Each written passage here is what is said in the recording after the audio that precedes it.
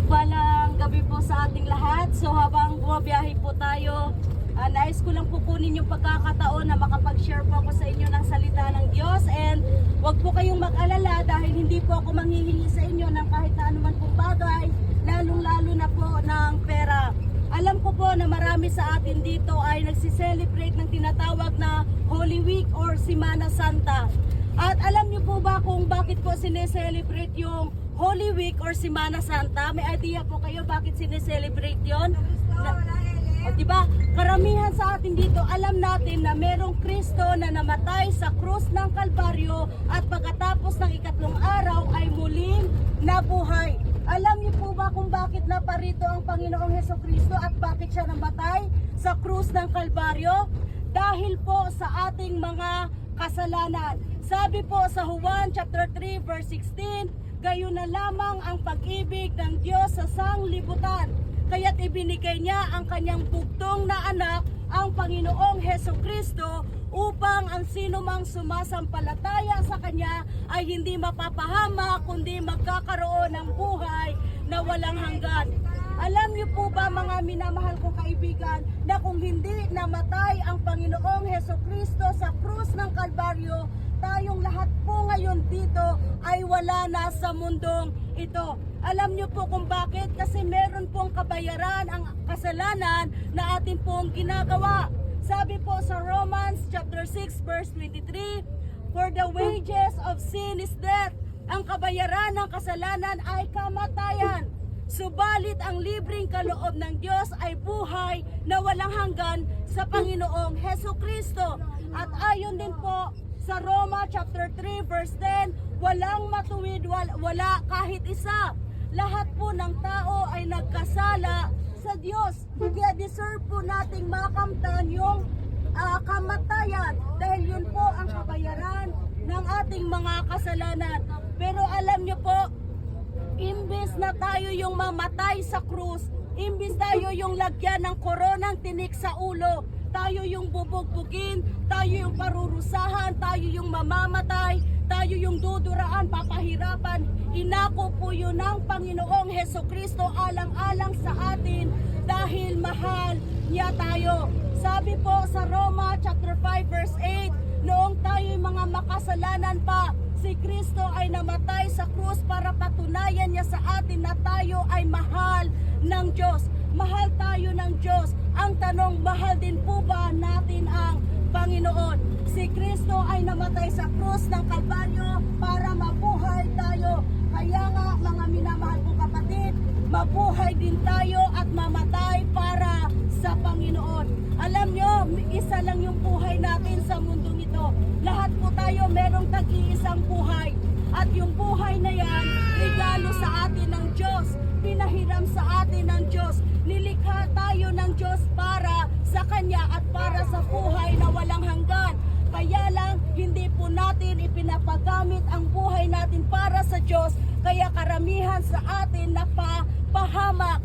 Hindi magkakamit ng buhay na walang hanggan. Kasi ayaw po nating magsisi sa ating mga kasalanan, ayaw nating magbalik loob sa Diyos, ayaw nating ipagamit ang ating buhay sa Panginoon. Alam niyo po, sabi po sa Isaiah chapter 1 verse 18, sabi ng Diyos, lumapit kayo sa akin at tayo'y magpaliwanagan. Gaano man karami ang inyong mga kasalanan, kung kayo ay babalik sa akin, kayo'y kaya kong papuputiin gaya ng yelo o bulak. Sabi ng Diyos sa bawat isang may kasalanan, kung lalapit tayo sa Kanya, we humble ourselves to Him. Kung magpapakumbaba lamang tayo sa harapan ng Diyos, lalapit tayo sa Kanya, aaminin natin ang lahat nating pagkakasala.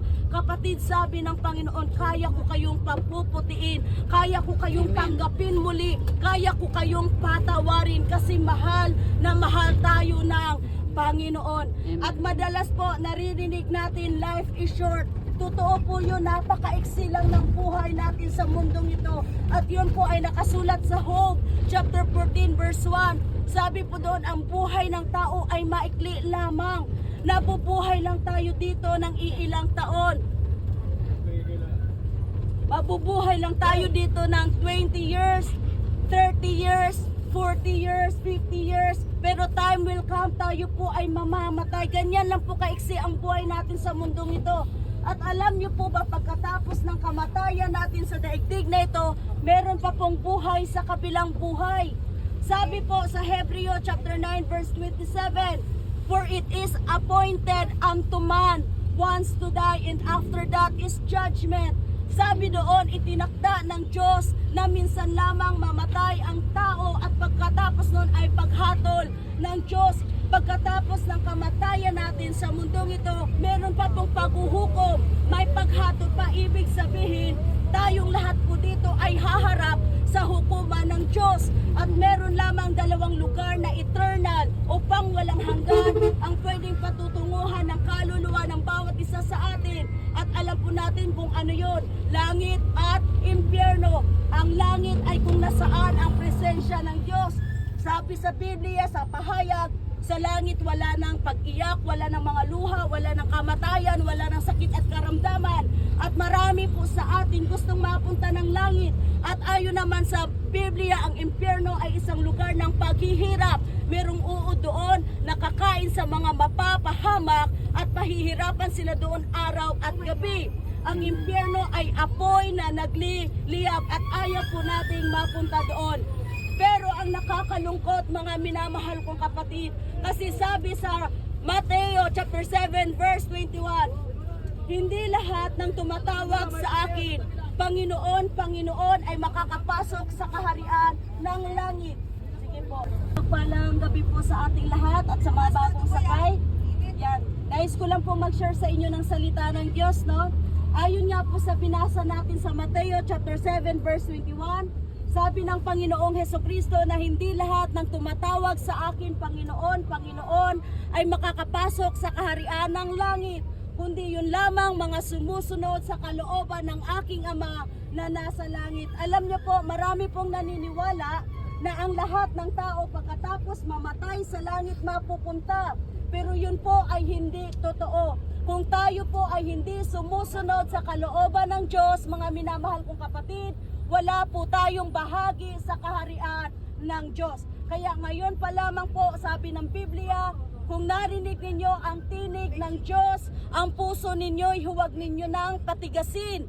Manumbalik na tayo sa Panginoon, pagsisihan na natin ang ating masasamang ginagawa at maglingkod tayo sa Diyos upang hindi masayang ang ating mga buhay. Kasi sayang ang isang buhay na hindi ipinapagamit sa Panginoon. Ang kamatayan po ay wala pong nakakaalam, mapabata, matanda, may pinag-aralan, wala, may trabaho o wala, mahirap, mayaman, lahat po mamamatay.